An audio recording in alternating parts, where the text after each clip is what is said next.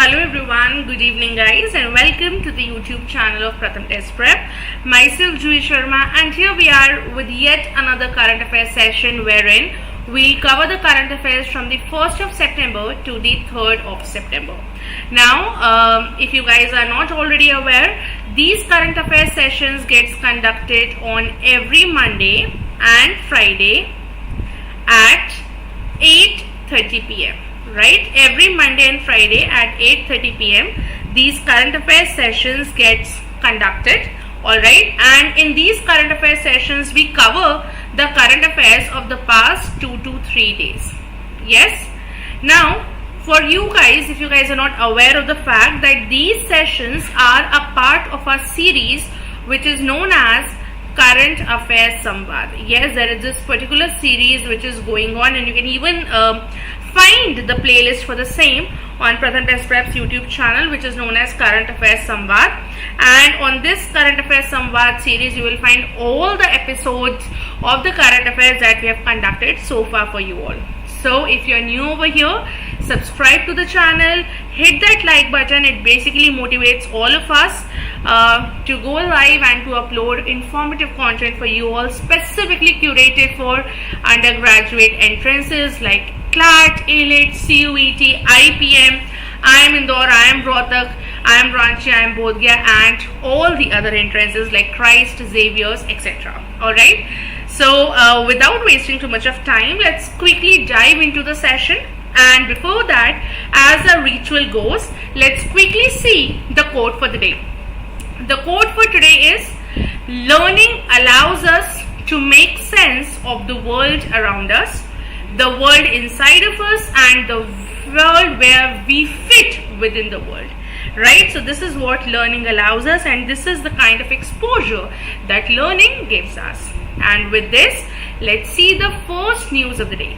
Now the first news of the day is about the chairperson of Railway Board. Alright, chairperson of Railway Board has been appointed, and it is Jaya Verma Sinha. So the first woman, kindly note, first woman to lead the Railway Board. Now the Railway Board has a history of 118 years. Alright, so the first woman to lead the Railway Board in 118 years is Jaya Verma Sinha. Right, she has been appointed to lead the Railway Board. Now, whom she has succeeded? She has succeeded Anil Kumar Lahoti. Right, whom she has succeeded? She has succeeded Anil Kumar Lahoti. So before her, Anil Kumar Lahoti was the chairman and CEO of the Railway Board. Alright, now before that, she had even worked with the Railway Advisor as the Railway Advisor in High Commission of India, right, in Dhaka in Bangladesh. Apart from that, she was also the Division Railway Manager in the Selda Division. Alright, so in the year 1988, she joined this particular this particular service is the Indian Traffic Railway Service, and she has worked widely in the Northern Railway and the Southern Eastern Railway as well. Right, now we know that Indian Railways has a monopoly. There are no such railways, or there are no such means of commute, right? So Ministry of Railways, what they have a monopoly in the rail transport, and the person who leads the Railway Board is actually the chairman and CEO. Jaya Verma has been appointed as the chairman and CEO of the Railway Board. Now, when was the very first time Railway Board was established? It was established in the year 1905. And where are the headquarters of Railway Board? It is in the Rail Bhavan, which is in New Delhi. Very simple. Now one should be aware that who is the Union Railway Minister. I'll just quickly write down the name of the Union Railway Minister as well. So the name of the Union Railway Minister is Mr. Ashwini Vaishnav. Alright, I hope this is clear to everyone. Now moving further, we have the next news, which is ISRO launched India's first solar mission, and the name is Aditya L1, right? So it is a very successful solar mission of ISRO. What is the full form of ISRO? The full form of ISRO is Indian Space Research Organization. So they have launched a solar mission. Now if it is a solar mission, that means it is related to the moon. Alright, So this solar mission has been launched, and what is the name of the mission? The name of the mission is Aditya L1, to study the moon. Now, as you have seen the news, they have mentioned that in this Aditya L1 spacecraft, they have several payloads. Okay. Now, what are these payloads? How many payloads are there? So this L1 spacecraft is equipped with 7 payloads. Now, what do these payloads do? These payloads, they actually study about the sun. They will study about the ultraviolet rays. They will study about the multiple wavelengths along with ultraviolet waves like X-rays, visible light. They'll be studying about all these things. So there are 7 payloads, and these 7 payloads will very comprehensively study what sun is. Okay, so you should be aware of that.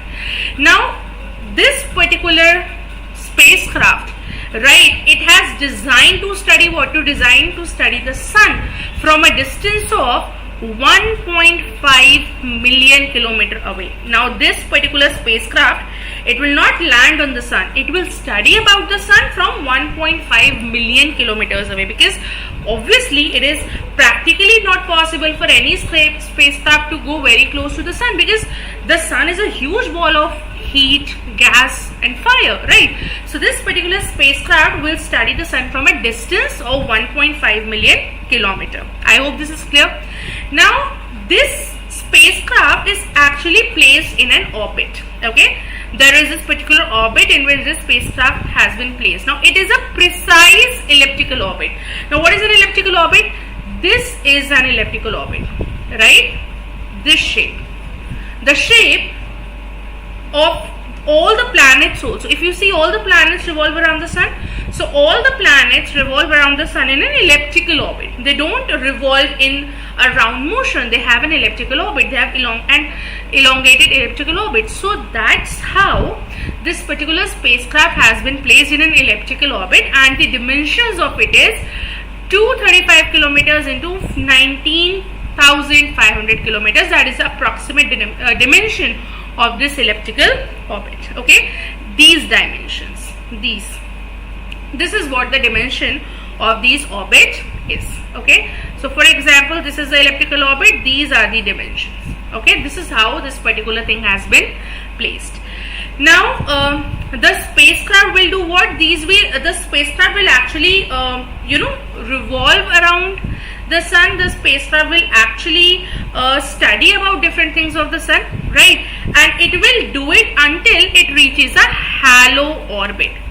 There is a halo orbit around the Lagrange point, right, which is L1, the Lagrange point 1, and this Lagrange point is located at 1.5 million kilometers away. So what they are trying to say is that they have, for example, this is sun, if you have seen in the image, and this is the spacecraft.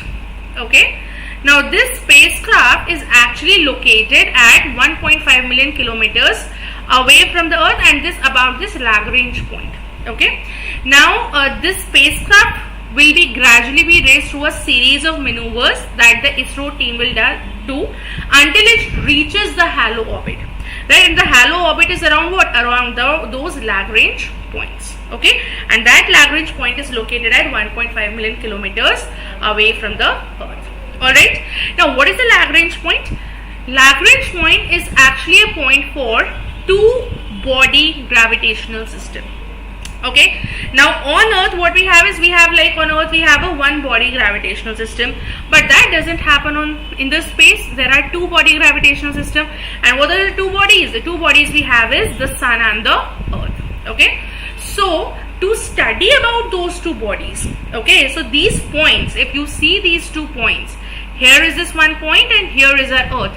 So to study about these 2 points, there has been a point that they have discovered, right? Here we have a point and here we have a point. Okay, the spacecraft is somewhere here. Okay, not very close to the sun, but obviously it will burst, right? It will have a blast if it is placed very closer to the sun. So the spacecraft is put in such a position wherein it is between the sun. If you can see, here is the sun and here is our planet Earth. The spacecraft L1 is put somewhere over here. Alright, so that is what the place of spacecraft is. So Lagrange point are basically the positions in the space actually, where a very small object, if they put it right between those two strong gravitational body system, if any object is put over there, that particular object will remain at that position with a reduced fuel consumption. Okay, I'll repeat it again. What is a Lagrange point? Lagrange point is, suppose there are two, it is in the two gravitational body system. Now what are the two gravitational body system? We have a sun and we have a earth. ये दो bodies हैं आपकी. Now as I've shown in the picture, sun और earth के बीच में, right, there is this particular space 1.5 million kilometers away from the earth. There is this particular place wherein this particular Aditya L1 spacecraft has been placed. This spacecraft has been placed very strategically. Okay, now that is Lagrange point, is that particular point wherein वो particular spacecraft will stay put in that particular place only. वो वहीं पर रहेगा, right, and वो वहीं पर रहने के बाद क्या होगा, fuel obviously लगेगा, but there will be a reduced fuel consumption. So that is what the Lagrange point is for a two body gravitational system. Alright, now what we have is the objectives of ISRO. Aditya L1 mission का objectives क्या हैं? The first objective is that it will study the solar upper atmospheric dynamics, which is the chromosphere and the corona. What is chromosphere? Chromosphere is the outermost layer of the sun. Okay, chromosphere is the outermost layer of the sun. Okay, corona is the outermost layer of the sun. Now it will also study about the chromospheric and coronal heating, right? How does the outermost layer heats? The physics of the partially ionized plasma, because we know that there is plasma. Okay, initiation of the coronal mass ejections and flares. Okay, apart from that, it will also observe about the particle and plasma environment that actually provides the data, right? And apart from that, it will study about the physics of solar corona and how it is heated. What is the heating mechanism? कि it heats too much कि उसका heat कभी end ही नहीं होता. So all these will be the objectives of Aditya L1. Alright, now moving further to the next news, we have India's Dr. R. Ravi Kannan won the Raman Magsaysay Award 2023. Raman Magsaysay Award, who has won? Dr. R. Ravi Kannan. Now let me just tell you what the Raman Magsaysay Award is. Raman Magsaysay Awards are one of the most prestigious honor which is given, right, to people, and this is also known as Asia's Nobel Prize. Okay, it is also known as Asia's Nobel Prize. Now this particular prize is not given only in one field, it is given in various domains, right? The domains are diverse. Okay, in journalism, etc., these prizes are given, and these are referred to as Asia's Nobel Prize, right? Now in whose honor this is given? This is given in the honor of the third president of Philippines, and the name of the person is Raman Magsaysay. Okay, and these awards were established in the year 1957. Right, now why Dr. R. Ravi Kannan has received this? He is basically a surgical oncologist, right? He is a doctor, first of all. Which doctor? Surgical oncologist. He hails from which state of India?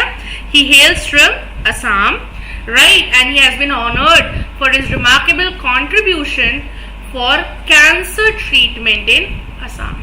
And he has specifically prioritized whom? Prioritized people who have limited means. Okay, and that is the reason why he has been given this Raman Magsaysay Awards. Alright, now these awards are given in whose honor? In the honor of Raman Magsaysay, who was the third president of Philippines. Alright, now moving further, we have Indian origin economist Shanmugaratnam won Singapore presidential elections. Yes, a person from Indian origin who has won the presidential elections of Singapore is actually Shanmugaratnam. Okay, he is Tharman Shanmugaratnam, and he has defeated two contenders, and both of them were Chinese, right? And he has defeated him. He has received 70.4% of votes, and he has won the presidential elections of Singapore. Okay, he is a 66-year-old person, and he has even served as the deputy PM of Singapore from 2011 to 2019. In the year 2001, he joined the politics, and you should be aware that he will be the third Indian origin president, right? He is not the first Indian origin president. Remind you, he is the third Indian origin president, Singapore's third Indian origin president. After whom? After Selapan Ramanathan and Chengara Vital Devan Nair, right? He is the third person, not the first one. Alright, now moving further to the next news we have is Georgia, which is a state of the US, officially declare October as Hindu Heritage Month, right? So Georgia, which is a state of the US, has designated October as the Hindu Heritage Month. Why Hindu Heritage Month? Right, because they have observed it because of the Hindu American community which resides within the state, right? And why? Because first of all, it is a month of Gandhi's birth, right? 2nd of October, it is a month of Gandhi's birth, right? And Gandhi was known for his non-violence, peace, civil rights principles. Okay, so one reason is this. All right, another reason what they've said is that ideally, right, not always, but ideally October is a time when the major Hindu festivals take place, right? Major Hindu festivals, they take place in the month of October. We can say Diwali takes place in the month of October. Navratri happens in October. Sometimes Dashera, it happens in October. So October is the month for celebration, especially for the Hindu community, right? And that is the reason why Georgia has declared October as the Hindu Heritage Month, because majorly, right, a lot of Hindu festivals such as Navratri, Diwali, etc. are observed during this particular month. And also this month holds a special meaning because it is Gandhi's birth month. Alright, so that was another reason why they have observed October as Hindu Heritage Month. Alright, now during October 2023, the Hindu community across Georgia as well as the entire nation, they will come together, they will observe this Hindu Heritage Month, right? That was done by the US state Georgia. And who has done that? This was announced by the 83rd governor of Georgia, which is Brian Kemp. Alright, now moving further, we have R. Madhavan appointed as the president of Film and Television Institute of India, right? So after R. Madhavan, he has been appointed as the new president of FTII. Now what is the full form of FTII? Films and Television Institute of India is what FTII stands for. Okay, originally it was what? Originally it was called as Film Institute of India, right? But now it is known as FTII, which is Films and Television Awards. Alright, and this was founded in the year 1960, right? Now how he will serve? He will serve as the chairman of the governing council of FTII, right? And why he has been chosen? He has been chosen because of his film, which has even won the national award.